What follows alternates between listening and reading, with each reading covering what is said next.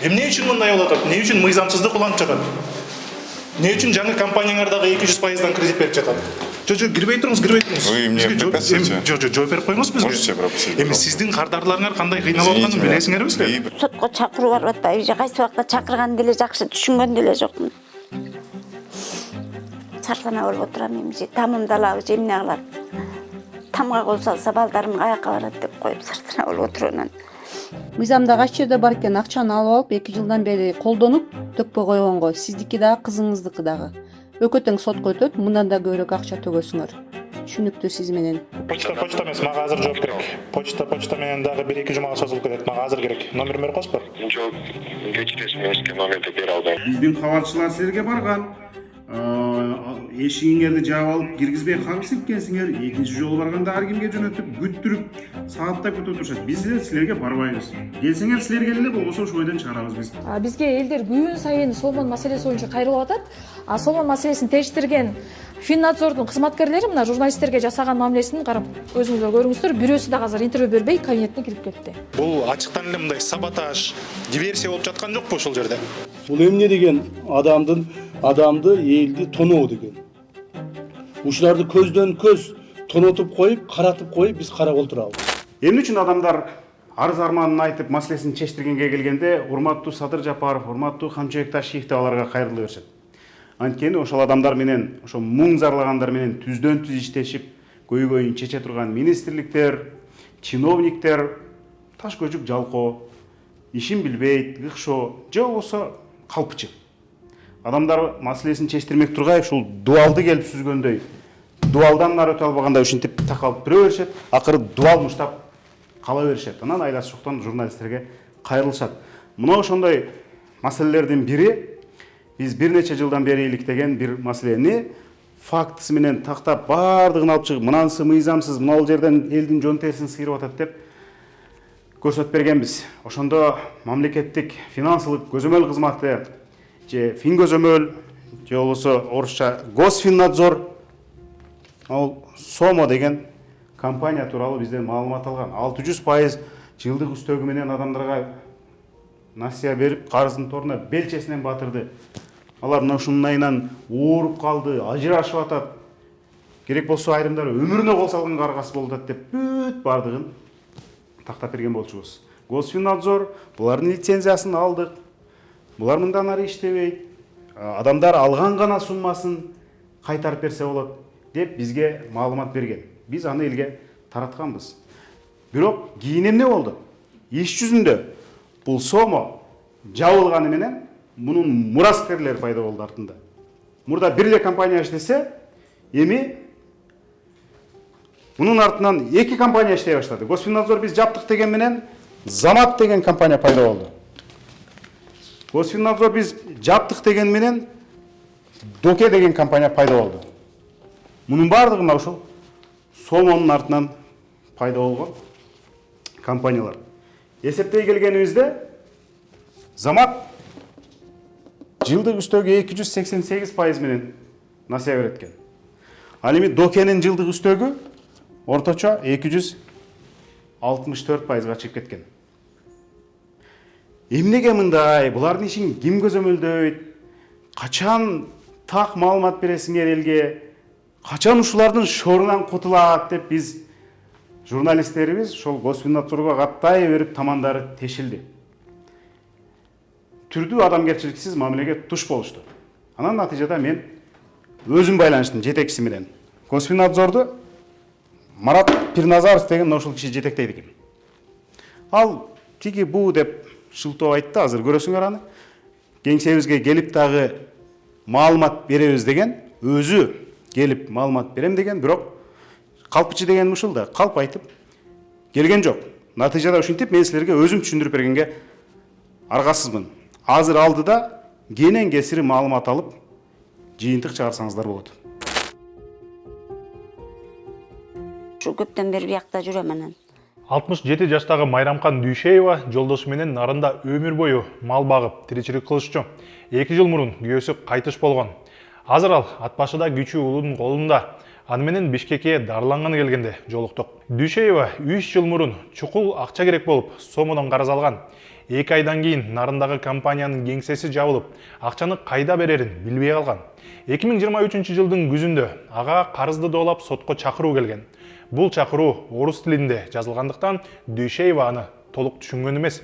Ал акчаны дароо төккөнү мүмкүнчүлүгү жоктугун белгилеп, карыз доолап жаткандар жалгыз тамына кол салат деп коркуп жатат. Өзүбүз жакыр эле үй бүлөдөбүз алдыңга дейин. Мал салыбыз деле жок. Ошо колумдагы баланын 4 баласы бар. Кыйынчылык эле жашоодо жашайбыз. Балам жумуш табылса иштеп калат, жумуш жок болсо жүрөт. 4 баланын пособиясы менен, менин пенсиям менен эле ошентип өлбө жаным өлбө деп жашап калдык. Сата коелук десек мал жок. Баягы соттон, нарындын сотунан эме барып атпайбы. Сотко чакыруу барып атпайбы. Кайсы убакта чакырган деле жакшы түшүнгөн деле жокмун. Сарсана болуп отурам эми же тамымдалабы же эмне кылат. Тамга кол салса балдарым каяка барат деп коюп сарсана болуп отурганан. Дүйшеева айласыздан сомодон карыз алат. Ал бул насыяны биздин башка каармандарыбыздардай телефон аркылуу эмес, компаниянын нарындагы кеңсесинен алган. Анын айтымында, акчаны алып жатканда сомонун кызматкерлери колуна эч кандай документ карматкан эмес. Андыктан Дүйшеева насыяны алган так датасын эстей алган жок. Анан ошо эң кичүү балам топ ойноп атып анан бир жерине бирөөнүн тисеси тийип кетти. Анан бир жерин мумдай болуп эле көзү тултуп эле шишип чыга калып атпайбы. Анан доктурга алып барабыз болуп эле тиги ат башынын больницасына алып барсак тезирээк Бишкекке алып баргыла деди. Анан Бишкекке алып келелик десек сразу эле каяктагы акча. Анан жанталашып ошо акча тыйын жол кирээ керек болуп калып анан акча таппай карайлап эле эмне кылам эми деп же процент берген киши барбы деп ошентип чыга калдым да. Анан могу жерде тез акча деген бар, сомо кейж деген бар дегенден ошого кире калбадым бугураган жаным. Дүйшеева сомодон 7000 сом алган, кийин 8900 сом акча кайтарып бермек. Бир айда эле үстүнө 1900 сом кошулуп жатат. Арифметикалык эсеп менен бул насыя жылына 325% үстөк менен берилип жатпайбы? Акчаны алып жатканда Дүйшееванын насыянын шартына көңүл бурууга чолгосу болгон эмес. Үстөк пайызы абдан жогору экенин кийин гана түшүнгөн. Убагында акча керек болгондо чын эле ала калсак, андан кийин эле айына 1900 бирдемеден төлөсөк, 7000ге элестетсем 1900 бирдемеден төлөйт экен. Анан апи окуй проценти көп турбайбы деп ошо кийин ойлонуп калдым да алдыңга кетен. Ага чейин баягы далактап акча көзү менен учкан жаным ошо эмесинде эле канча деп деле сурабай эле алып кеткен күнөө менде. 2 айдан кийин Дүйшеева акчаны дагы үстүнө кошулган пайыздары менен кошо кайтарып берейин деп сомонун кеңсесине барып таппай калат. Балам жакшы болгондон кийин баягы эме акчаны төлөйүн деп барсам эле 10900 бирдеме сом, 25 тыйыны бар, ушундай болуп өсүп кетиптир. Анан аны төлөйүн деп эле каяка барып төлөрүмдү билбей эле эметип калдым да, ошондо эмеси 1900 бирдеме сом болуптур. Тиги проценти. Ошону төгүп келейин деп эле баягы жерге келип эле сыйпалап эле баягы жерди таппай калдым, офисин таппай калдым.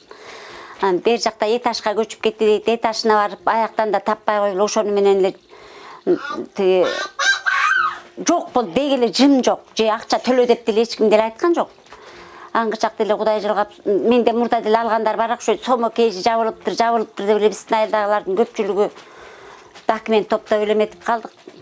Бир Турсунбек деген баланыкына бардык, ошо сомо кейжи жабылат экен деп канча алдың эле деп арыз жазып эле ошентип эле жүрөбүз. Мындай сотко чакыруулар жалгыз эле Дүйшеевага эмес, сомого карыз башка адамдарга дагы келип жатат.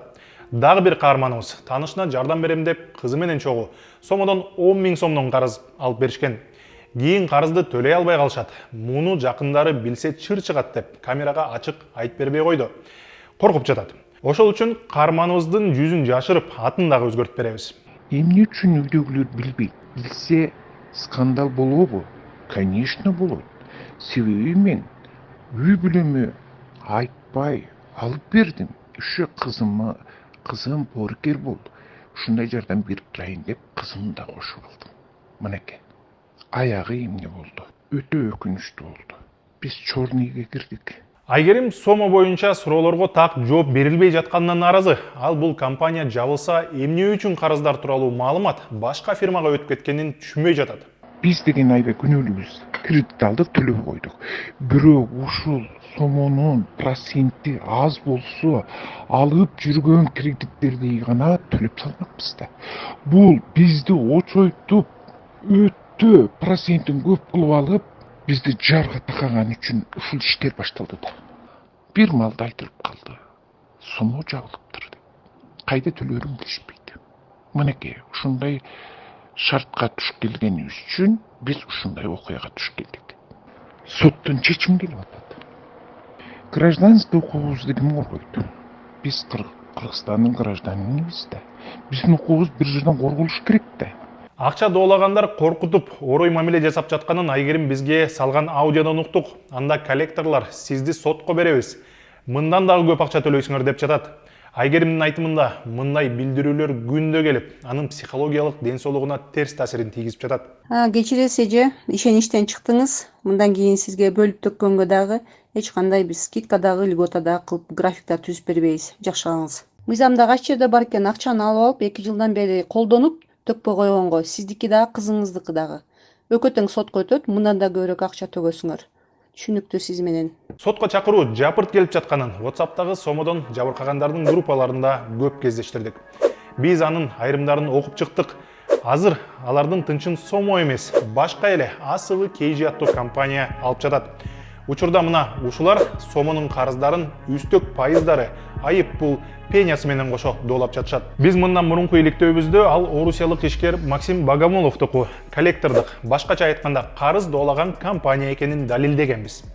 Бул компанияга байланышканда биздин жетекчилер Орусияда силерге жооп бере албайт деп кутулушкан.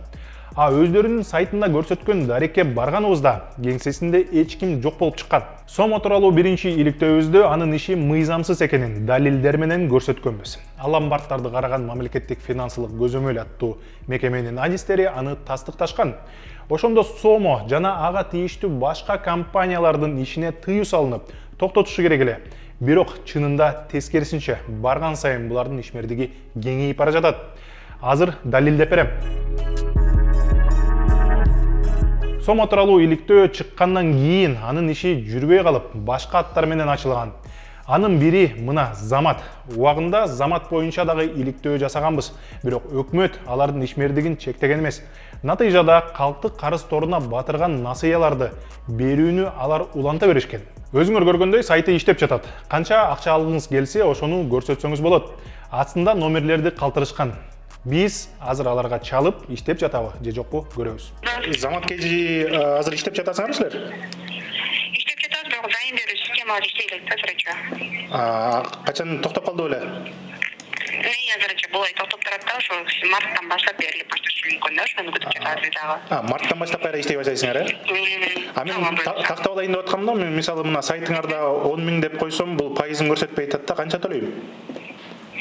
Пайыздары боюнча каралып жатат иштерчи, азырынча пайызды бизге деле бергисиз азыр.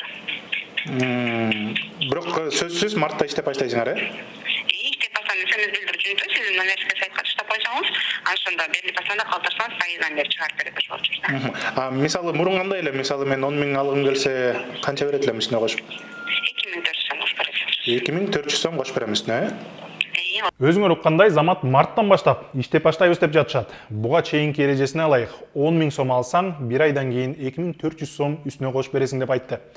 Бул пайызы абдан көп экенин көрсөтөт. Ошондо айына 24, жылдык үстөгү 288 пайыз болуп жатпайбы? Эми экинчисине чалалы. Бул Доке деген сайт. Улуттук банктан лицензия алганбыз деп жазышкан. Азыр биз чалып тактайбыз. Доке KGби? Ооба, угатам. Иштеп жатасыңарбы? Ооба, иштеп жатабыз байке, сурооңузду айтабыз. Мына мен силердин сайтыңарга кирдим, анан 10 000 мисалы алгым келсе, мына койсом, бул пайызын көрсөтпөй жатат да. Байке бизде 2 тариф болот да, экспресс тариф, анан обычный тариф болот. Экспресс канча болот? Экспресс 22% болот 30 күнгө. Обычный тарифи 2,6%. Бул 30 күнгө эле 22% болуп атса, жылына канча болуп кетет? 200ден ашып кетет атпайбы? Ооба, ошондой болуп калат. Бирок бул экспресс болот да байке, ошол себептен. Бирок ушуга мындай сүткөрлүккө каршы мыйзамды бузбайбы бул? Ошондо менден эмнени уккуңуз келип атат байке, түшүнбөй атам. Мына сизди сиз операторсуз да, кардарларга жардам бериш керексиңер да. Мына мен мисалы айтып жатам мен. Жылына абдан пайызы көп болуп атат. атат. Бул ушул мыйзамды бузбайбы деп сурап Бул атабыз. ошондо байке дополнительный услуга сыяктуу кетет да. Сиз кааласаңыз, бул сиз өзүңүздүн эмеңиз болуп калат да, чечимиңиз. Кааласаңыз, бирок биз сизге выбор берип атабыз байке. Биз сизди ушул чоң процент менен алгыла деп эметкен жокпуз да. Сиз кааласаңыз, белки обычный эле тариф менен өзүңүзгө займ оформление кылсаңыз болот. Өзүңөр уккандай булар бизде улуттук банктын лицензиясы бар деп жатышат. Бирок микрокредиттик мекемелерге өзгөчө шарттар коюлат. Сүткөрлүккө каршы мыйзам бар. Анда насыя берген уюмдардын үстөгү жылына 31%дан ашпашы керек. Ал эми Заматтыкы 288, Докенеки 264% болуп жатпайбы? Эми сомонун өзүнө чалып көрөлү. Самат, бул сомо Болуп жатат. иштеп жатасыңар силер, жабылган жоксуңарбы? Сиз займ алайын дедиңиз беле? Ооба, ушу жабылып кетти деп айтып жатышты эле. Ооба, биз займ бербей алабыз байке. Ошондо эмне иш кыласыңар азыр? Эски карыздарды жолдобуз.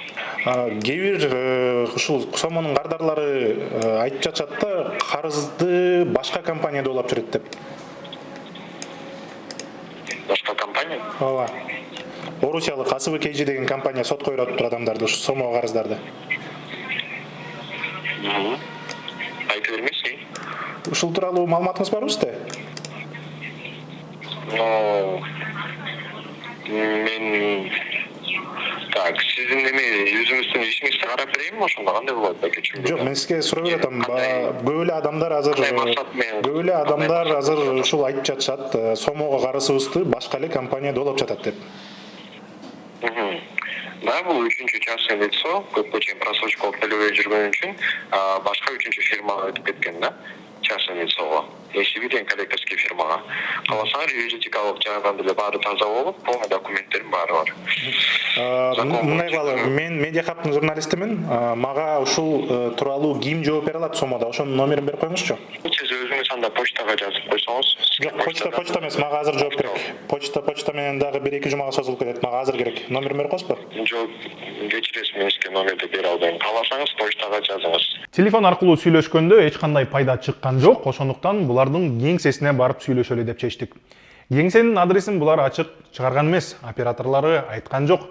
Аны кызматкерлерди издеп жаткан жарыяларда байкап калдык. Биз мындан бурун суроолорду ушул сомонун жетекчилигине берели деп канча аракет кылдык, телефон аркылуу дагы каттага жаздык, бирок жооп болгон эмес. Мына биз азыр кеңсесине келдик. Кеңсесинде мындай караганда ондогон адамдар ичинде отурат, операторлору дагы, башка адамдар дагы ичинде иштеп жатышат, бирок бизди азыр ушундук камера менен офисине киргенди булар өздөрү бизди мажбур кылышты. Анткени мындан бурун эч кандай жооп болгон эмес. Мына азыр кирип сурап чыгалык. Саламатсыздарбы? Атым Арген Бактыбек уулу, мен медиа хаптын журналистимин. Биз жетекчилер менен сүйлөшөлү дедик эле. Ушу жетекчилерден бирөө.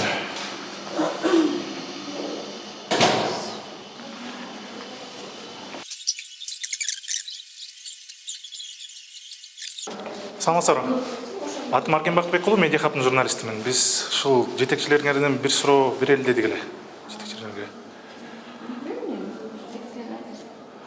Менеджер ким буякта?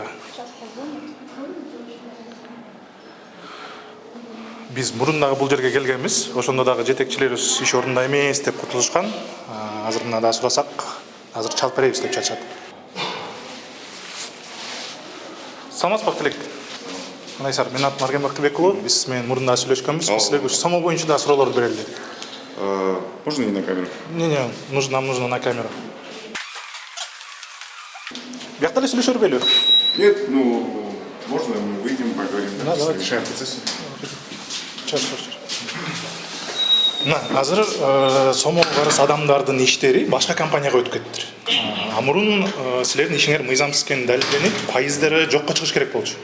Азыр пайызы менен кошо доолап жатышыптыр. Буга кандай комментарий бересиңер? Мы никаких комментариев не можем дать. Эмнеге? Можем на камеру не будем записывать. Жок, эмнеге комментарий бере албайсыңар? Жашыра турган бир нерсеңер бар? Жок, жашыра, просто на видео мы не даем комментарий. Эми не на камеру деле бери бергиле да. Жо кирбей туруңуз, кирбей туруңуз. Вы мне препятствуете? Жо жооп берип коюңуз бизге. Можете пропустить, Эми пожалуйста? сиздин кардарларыңар кандай кыйналып атканын билесиңерби силер? И препятствуйте моей... Жо, силер кандай кыйналып атканын билесиңерби кардарларыңар? Никаких комментариев. А доске боюнча кандай комментарий бересиңер? Доске компаниялар Ничего не боюнча. знаю по-русски. Эми Можете пропустить, пожалуйста? Бизге жооп берип коюңуз азыр. Жооп бере албайм, кечирип коюңуз. Эмнеге жооп бербейсиңер? Жооп бере албайсыздар. А ким жооп бере алат силерден? Силерде басма сөз кызматы барбы, же жетекчилер барбы? Пожалуйста. Эми письменно жооп бербей атпайсыңарбы? Жазсаңыз жооп бересиз. Жооп бере элексиңер канчадан бери? Жок, азыр жооп берип коюңуз. Силер мындай компания адамдар менен иштешип атасыңар. Комментариев не могу дать. Эмнеге бербейсиңер? Не могу. Жок, эмнеге бербейсиңер? Ким бере алат? Ким бере алат? Ким В бере письменной алат? форме можно, пожалуйста? Дайте я пройду. Жок, биз жооп берип коюңуз бизге. Жок, Вы сейчас меня жөнөкөй эле суроо. препятствуете. Можно я пройду? Жок, эмне үчүн жооп бербейсиңер? Ушуну айтпайсыңар. Эмнеге? Ким жооп бере алат? В письменной форме мы ответим. Чалып берип койбойсуңарбы жетекчилерге? Силерден дагы чоң Мы жетекчилер вам болсо. ответим, говорю же. Эми эч кандай жооп ала элекпиз баягыдан бери. Эми доке кейжи жөнүндө айтып берип коюңуз. Андагы пайызы 200%-дан ашат экен жылына. Эми жооп берип эле койсоңор, эч нерсе болбойт. Эми силер мына кардарлар менен иштешесиңер. Алар кантип кыйналып атканын билесиңерби? Акчаны төлөй албай. Үстүнө дагы олчойгон пайыз айыппулдар да кошулуп жатат. Жок, ана ким жооп бере алат, силер жооп бере албасыңар? Жок, Азамат Акинеев жооп бере алабы? Ким дагы жетекчилерге? Же чет өлкөлүктөр жооп береби? Же чет өлкөлүктөр жооп береби? Чет өлкөлүктөрдөн да сурап көрбөйлү. Эмне үчүн мындай болуп атат? Эмне үчүн мыйзамсыздык уланып жатат? Эмне үчүн жаңы компанияңар дагы 200%-дан кредит берип жатат? Жок, мен суроолорго жооп алганы келдик биз. Бизге ошол письменный форме жооп бербей атпайсыңарбы? Өзүңөр көргөндөй бизден качып кутулушту, эч кандай жооп бербейбиз деп жатышат. Кат түрүндө кайрылгыла деп атат, бирок катка улар эч качан жооп беришпейт. Мына өзүңөр көргөндөй бизде 2 эле суроо болгон. Ушул 2 суроого дагы жооп бербей качып кутулуп кетишти. Мурун бир эле сомо болсо, эми 3 компания болуп кетти. Мындан замат дагы ломбард катары катталган. Эмнеге ушунча мыйзам бузуулар болуп жатса дагы буларды эч ким токтото албай жатат. Ломбардтарды караган Фин Көзөмөлдүн кеңсесине жөнөдүк. Айта кетели, биз мындан мурун телефон аркылуу кайрылганбыз. Кагаз түрүндө дагы суроолорду келип таштап кеткенбиз. Ошо бойдон реакция жок. Бул жерде жетекчи Марат Пирназаров деген киши экен. Ушуга кирип көрөбүз. Саламатсыздарбы. Менин атым Арген Бактыбек уулу, медиа катман журналистимин. Бизге сомо тууралуу жооптор керек эле. Сомо тууралуу. У нас уже другого выбора нет, потому что биз мындан мурун жазганбыз, чалганбыз. Эми сизди тартпай эле коелу, бирок бизге азыр жооп керек болуп атат.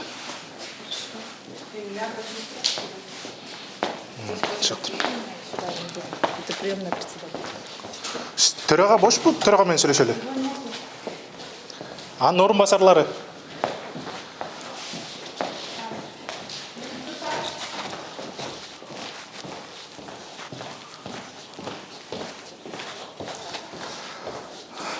Мына ломбардтарды көзөмөлдөгөн, мына ушул Фин Көзөмөл кеңсеси Бишкектин так Ала Тоо аянтында жайгашкан. Өзүңөр көргөндөй бардык шарттары бар, укуктары дагы аябай көп. Булар мыйзам бузган ломбардты ошол жерден эле жаап, лицензиясын тартып алып, айып пул салганы толук акысы бар. Бирок эмнегедир Сомо, Замат жана ушуга окшогондор азыр деле ишин улантып жатат. Баягы эле олчойгон пайыздар менен насыяларды берип жатышат. Эмнеге мындай болду белгисиз. Мына өзүңөр көргөндөй азыр дагы ким биздин суроолорго жооп бере алат таппай жүрүшөт. Мына азыр күтүп атабыз. Ким жооп бере алат? Начальник надзора зам менен азыр окууда экен. Где-то через час-полтора подойдут.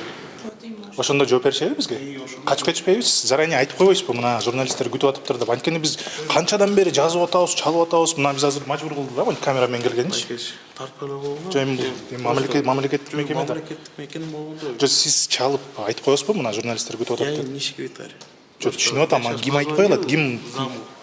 Зам говорит, они на учебу ушли. Окуудан келишип жооп беришет. 1 сааттан кийин келет, жооп беришет. 1,5 саатта келет деди. Иштеген өзүнө жооп берет да. Мына 1 сааттай күтө турула дейт. ушул төраганын орун басары келип бизге суроолорубузга жооп берет дейт. Биз 1 сааттай күтүп туралы. Мына биз 1 сааттан ашык убакыт күтүп кайра келдик. Сурайбыз азыр.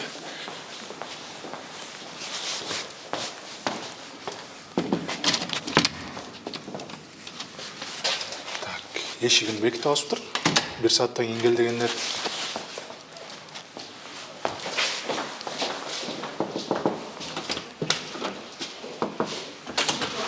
Санаспак, бизге ломбардтар боюнча ким түшүндүрүп бере алат? Ломбардтар боюнча кайсы кабинеттер?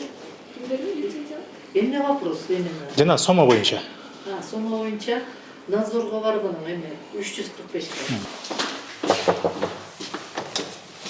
Санасаров, бизге ломбардтар боюнча ким түшүндүрүп бере алат? Келиңиздер. Кире Биз медиа хабтын журналистимин мен.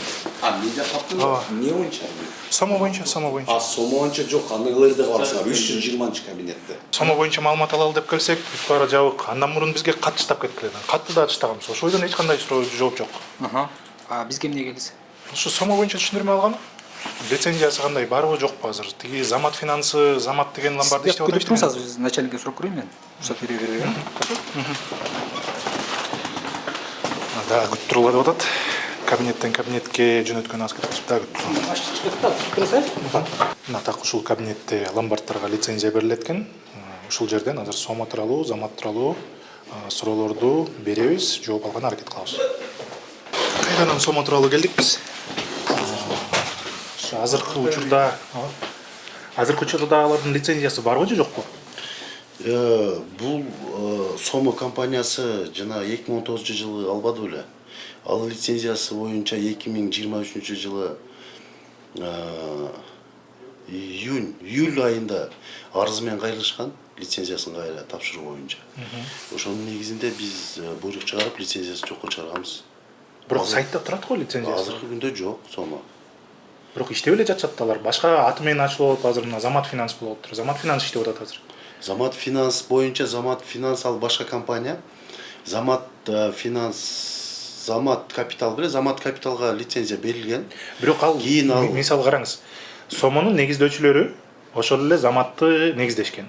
Ан кайра эле ошолор болуп атпайбы? Кайра эле ошолорго лицензия берилип калып атпайбы? Иштеп жатышат азыр.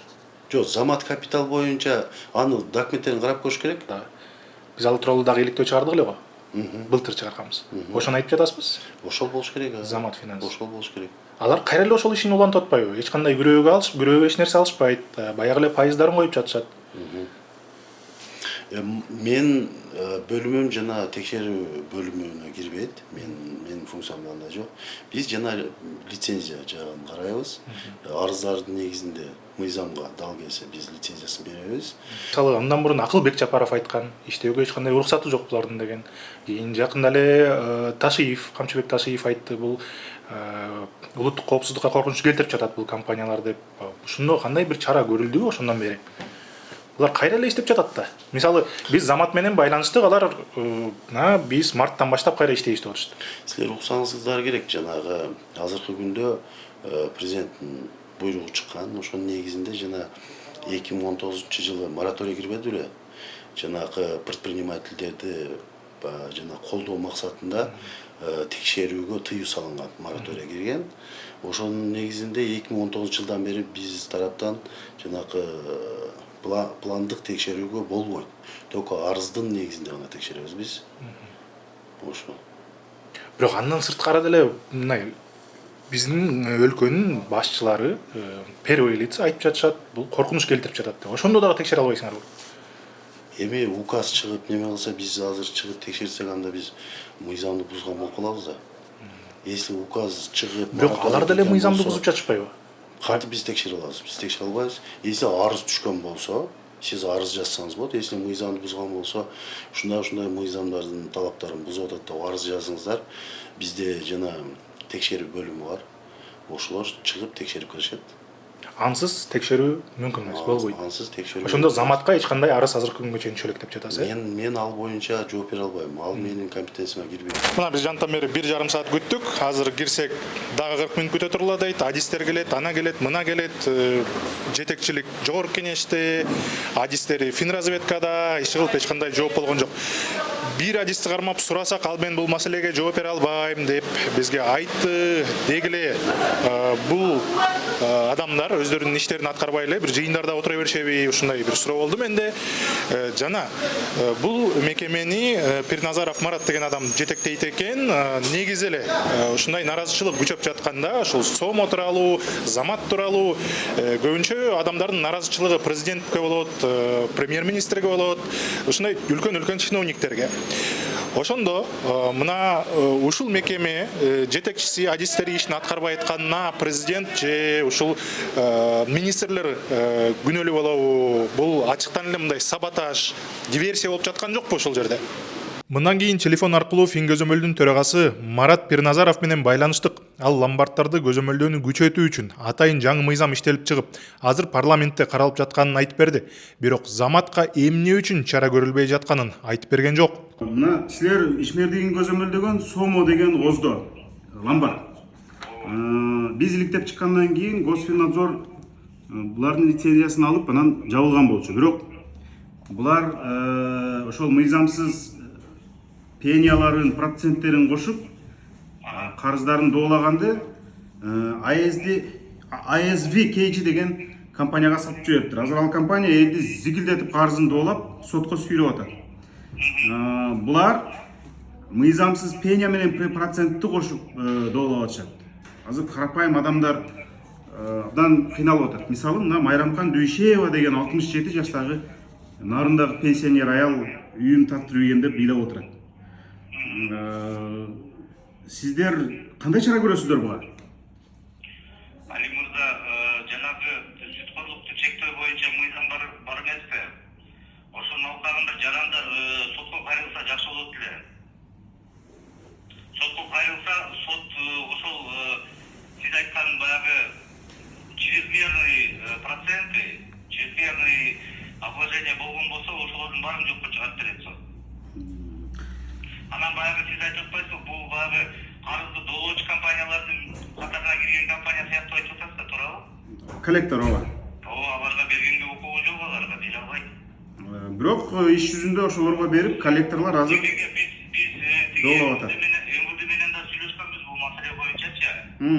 Биз сүйлөшкөндө ошондо эгерде ушуна мажбурлоо, мыйзамсыз кандайдыр давление тиги бул адамдарга оказывать этип аткан болсо, заявление менен кайрылса биз карайбыз деп айтышкан ошол. Кайрылыш керек ошондо. Эми Марат мырза, бул жерде адамдардын көбү айылда жашайт. Кантип кимге кайрылышты билишпейт. Анан аларга маалымат берүү, финансылык сабатын ачуу милдети ушу силердин бирден бир ишиңер. Буга чейин ошондой кылган эмессиңер. Азыр силердин адистериңер менен сүйлөшсөк, радиодон бергенбиз, телевизордон бергенбиз деп атат. Азыр телевизор менен радиону ким көрүп, ким угат? Маалымат жетпей атат да, эл билбейт эмне кылышын, каяка кайрылышын. Дегеле Госфиннадзор деген мекеменин бар жогун билбегендер бар. Анан дагы бир маселе. Мына замат деп ачылганда ошол Сомо жабылып, Сомонун ордуна замат деп ачылган. Эми элдин көзүн боеп Сомону жаап койдук деп аткан менен замат деп ачылган. Заматка силер лицензия бергенсиңер. Заматтын айлык пайызы 24, жылына эсептегенде 288% болуп кетти. Бул абдан акылга сыйгыс проценттер да. Эмнеге ушулар азыр силерден лицензияны алып иштеп атат ушулар? Элдин жон терисин эмнеге сыйрып атат булар? Мисалы үчүн ушул пайыздык чендер боюнча силер мурдагы Сомо боюнча болгондо дагы көтөрбөдүңөр эле бул маселелерди. Биз силерге айтып атканбыз, мына мыйзам долбоорун жылдырып атабыз. Мыйзам долбоору кабыл алынса, ошол пайыздык чендерге Финнадзордо укук алып, толуп соттон тышкары Финнадзордо ошого киришип, бар жогун жасай турган мүмкүнчүлүк алабыз, Кудай буйрса, ал мыйзамыбыз өтсө деп. Азыркы күндө мына жогорку кеңеш тарабынан мыйзам долбоору экинчи окуудан кабыл алынды кечээ комитеттечи. Анан ломбарддардын негизи пайыздык ченеми ошол жерде бекитип бергени боюнча маржинальность 15%, 12% болду. Азыр 15 деп турбайбы? 15 плюс баягы средний Нацбанктын көрсөткүчү коюлат болгондо, ал көрсөткүчтүн бүгүнкү күндө показатели 17,83 болуп атат да. Ошондо азыр экинчи окуунун жыйынтыгы менен жалпысынан кабыл алган сумманын жыйынтыгы получается 29,83 болуп чектөө кирип атат азырчы.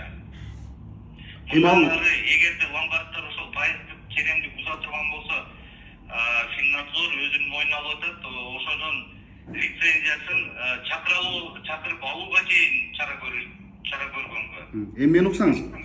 Эми бул комитеттен каралып, жогорку кеңештен 3 окуудан өтүп президент кол койгуча абдан көп убакыт өтөт. Бир нече айлар өтөт балким. Силер эмне үчүн мына заматты 288% берип атса, буга чейин сомону жапкандай эле лицензиясын алып койгон жоксуңар? Эмне үчүн азырда иштеп атат? Буга чейин сомону лицензиясын алгансыңар. В законе есть основания, по которым можно госоргану производить какие-то действия. Среди них вот пока в законе мы не приняли изменения, нету оснований. Кыргызча айтып берсеңиз, биз сиздин үнүңүздү азыр жаздырып элге таратабыз, алар орусча билбейт. Сиз башында айтпайсызбы мен жаздырып атам деп. Мен журналистмин да, мен жаздырам деп бардым. Сиз башында айтып койсоңуз болмок да. Чисто по-человечески говорю вам. Айтып койсоңуз болмок да. Эмне үчүн сомодой кылып эле ушул заматты дагы жаппайсыңар? Анан эмне үчүн силер жаптыңар, бирок ошол эле сомонун учредителдери кайра заматты ачып атат? Мындай кызыкта силер көзөмөлдөй албайсыңар булардан да. Али мырза, сиз келсеңиз бияктан кенен сүйлөшөлү. Жок, биз барбайбыз. Биздин кабалчылар силерге барган. Эшигиңерди жаап алып киргизбей кагыс эткенсиңер. Экинчи жолу барганда ар кимге жөнөтүп, күттүрүп, сааттап күтүп турушат. Биз силерге барбайбыз. Келсеңер силер келе, болбосо ошол бойдон чыгарабыз биз. Мейли силерге деле баралы. Анда бүгүн келиңиз анда бизге. Бүгүн баралы анда эме материалдарды көргүлө, мыйзамдарды көргүлө. Я очень надеюсь на вашу объективность. Жо, биз объективдүү чагылдырып келатабыз. Болгону силердин ишиңер абдан натыйжасыз болуп атат. Же жок, же сапатташып атасыңар. Өзгөртүүлөр өткөндөн кийин натыйжасы көбүрөөк болот. Азыркы күндө да натыйжасы бар. Силер мыйзамды өткөрүп бүткүчө элдин баары тонолуп бүтөт. Биздин студияга келем, суроолорго жооп берем дегени калп болуп чыкты. Биз күттүк, бирок Фингөзөмөлдүн төрагасы келген жок. Булардын жаңы компаниясы сайтында Улуттук банктан лицензия алганбыз, микрофинансылык компания катары катталганбыз деп мактанат. Муну тактаганы биз Улуттук банкка кайрылдык. Бул компания жеке адамдарга жана юридикалык жактарга кредиттөө укугуна ээ болууга Улуттук банктын номер 517 эсептик каттоо күбөлүгүн 2022 жылдын 7 декабрында алган. Бул күбөлүк Улуттук банк башкармасынын токтому менен бекитилген. Микрокредиттик компанияларды жана микрокредиттик агенттиктерди ишин жүргүзүү жөнүндө жобонун негизинде ошо талаптарына ылайык алынган. Улуттук банктын адистери Докеге бир нече жолу жогору пайыздары боюнча эскертүү берилгенин белгиледи, бирок ага чара көрүү үчүн соттун чечими керек экенин айтып жатат. Эми мындай, сомо тууралуу биринчи иликтөөбүз 2021 жылы чыккан. Ошондо булардын пайызы айып пул пениялары мыйзамда көрсөтүлгөндөн эселеп көп экенин тастыкталган. Биздин иликтөөдөн кийин финансылык көзөмөлдөө кызматы анын лицензиясын убактылуу токтоткон. Анда биз Фингөзөмөлдүн кеңсесине такай барып, каналыбызда тастыкталган маалыматты тынбай берип жаттык. Барып сөзсүз арыз жазгыла, үстөк пайызы кошумча пениялары кечилет, алган гана сумма кайтарылат деп Фингөзөмөлдүн адистери өздөрү айтышкан. Ошондо сомодон карыз алгандар баштапкы сумманы гана төгүшмөк. Андан бери 3 жыл өттү. Сомодон карыз алгандардын көйгөйлөрү дагы көбөйдү. Эми башка эле орусиялык компания келип, адамдардын карызын үстөк пайызы менен кошо доолап жатат. Мыйзам бузуп жаткан ломбардтардын лицензиясын токтотуп же жаап салууга бардык мүмкүнчүлүктөр бар, бирок маселе башкада. Фингөзөмөлдүн адистери өздөрү бул компания кантип иштеп жатканын бизге так түшүндүрүп бере алган эмес.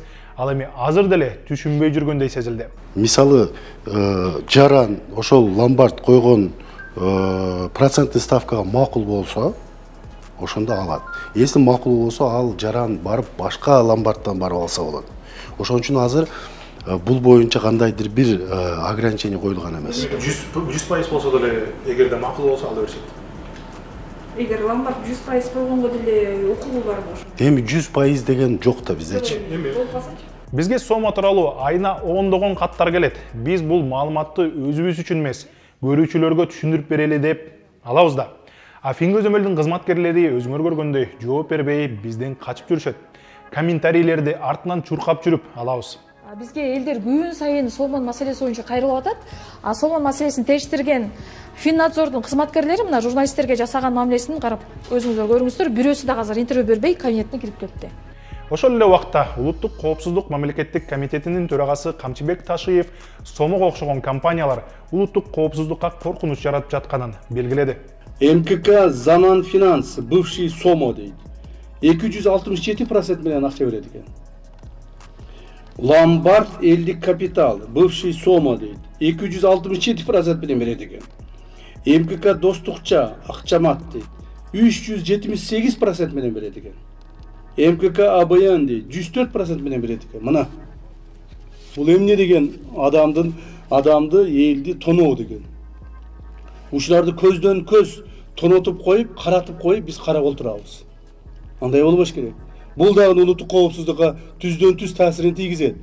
Себеби элдерибиз байыбаса, күндөн күнгө жакыр болуп кетип атса, жөнөкөй адамдардын турмуш тиричилиги оңолбосо, демек улуттук коопсуздукка чоң таасирин жана өзүнүн зыянын тийгизет. Андан мурун министрлер кабинетинин төрагасы Акылбек Жапаров дагы бул компаниянын иштегенге уруксаты жок, аны жапканбыз дегени бар. Акча берүү менен моментальный карыз берүү. Сомо кейжи деген. Кошумча булардын жетекчилери Литвада эле, Латвияда ушул жакта отуруп жетектейт. Жок, улук саат жок, эч ким дагы бир жолу кайрылып кетейин. Анда ушуга улук саат да жок, мен көңүл бурабыз. Бүгүн дагы тапшырма берип, кыргыз жарандарын ушундай нерселерге көп алданбоосун суранып кетет элем. Чет өлкөлүк компаниялар Кыргызстанга келип ушунча мыйзамдарды бузуп, жакырларды тоноп, кара тизмеге киргизип, башка кредит ала албагандай кылып, сотко берип, ачыкча акчаларды доолоп жатса дагы эч кандай жоопкерчиликке тартылган жок. Заматтын лицензиясы дагы эле Фин көзөмөлдүн сайтында бажырайып илинип турат. Доке лицензияны улуттук банктан алганбыз деп мактанып жүрөт. Орусиялык Асыбы KG компаниясы мыйзамсыз берилген акчаларды кайтарып алайын деп жанталашып жатат. Булар Кыргызстанга келип, каалаганын кыла берсе болобу? Эмнеге чиновниктер муну токтото албай жүрүшөт? Ал эми ушундай видеолорго эми журналисттер аягына чейин чыккыла деген комментарийлер көп жазылат. Журналисттер катардагы жарандардай эле биз барып Сомону, Асыбы KG'ни жаап сала албайбыз. Биздин иш сизге так маалымат текшерип, иликтөө аркылуу жеткизүү. Ал эми аягына чыгаруу бул укук коргоо органдары, мамлекеттик мекемелер, өкмөттө отургандардын иши. Бирок Сомонун мыйзамсыз иштери тастыкталганы менен кийин дагы ишин улантып жатат. Бул тууралуу оюңуз кандай? Сөзсүз комментарий жазыңыз, видеого лайк басыңыз, жакындарыңызга жибериңиз. Көрүшкөнчө.